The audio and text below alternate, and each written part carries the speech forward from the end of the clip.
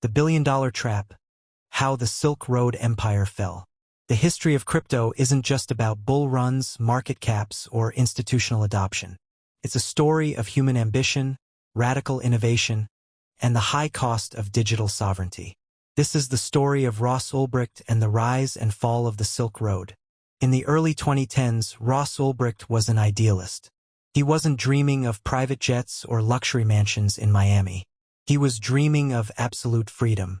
He believed that government interference in the free market was a fundamental moral issue, and he saw blockchain technology as the key to a new era of human civilization.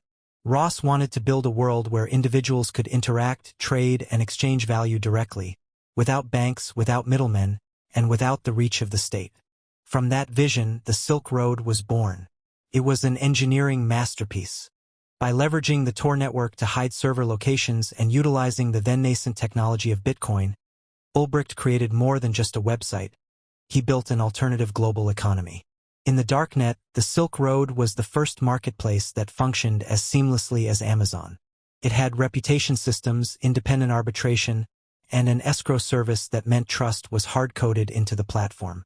Under the alias Dread Pirate Roberts, Ross became a legend.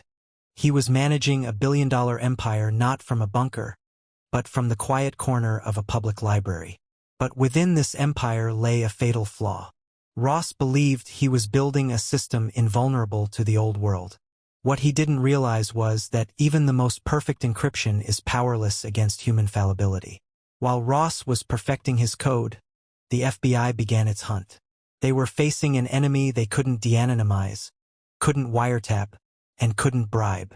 It was the first true clash between traditional law enforcement and the borderless nature of decentralized technology.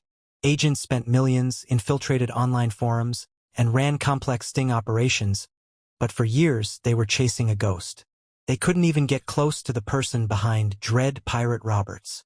Then Ross made the mistake that ended it all. Years earlier, while trying to promote the site in its infancy, he had left a tiny digital footprint, a public post that eventually linked his real-world identity to his administrative pseudonym. The FBI didn't need to crack his encryption. They just needed to find the man. October 2nd, 2013. A quiet day at a San Francisco public library. Ross sat at his laptop working on the Silk Road. He was logged in as the Dread Pirate Roberts, actively overseeing the marketplace. He was the king. But the FBI agents didn't need a SWAT team. They just needed a distraction. They staged a public argument right next to him, and in that split second of confusion, they swiped his laptop. The session was still active. The evidence was all there. It was over in an instant. The aftermath of this story still shocks the industry today. Ross Ulbricht was sentenced to 2 life terms plus 40 years, with no possibility of parole. To this day, the debate rages. Was Ross Ulbricht a criminal mastermind who facilitated dangerous trade, or a martyr for the cause of digital privacy? His project served as a catalyst for the mass adoption of Bitcoin, proving to the world that cryptocurrency was a force that couldn't be ignored. Yet, it also stands as a stark warning. Idealism easily turns to tragedy when you ignore the basics of operational security. The Silk Road teaches us the most important rule of the crypto world. Code is law is a beautiful concept, but in reality, every line of code is managed by a person. Human error is your only single point of failure. Today, Ross Ulbricht remains a symbol for some and a cautionary tale for others. His empire turned to ash, but the ideas he fought for became the foundation of what we now call Web3 and decentralization. So what was the Silk Road? Was it a grand mistake or a necessary lesson for the global crypto community?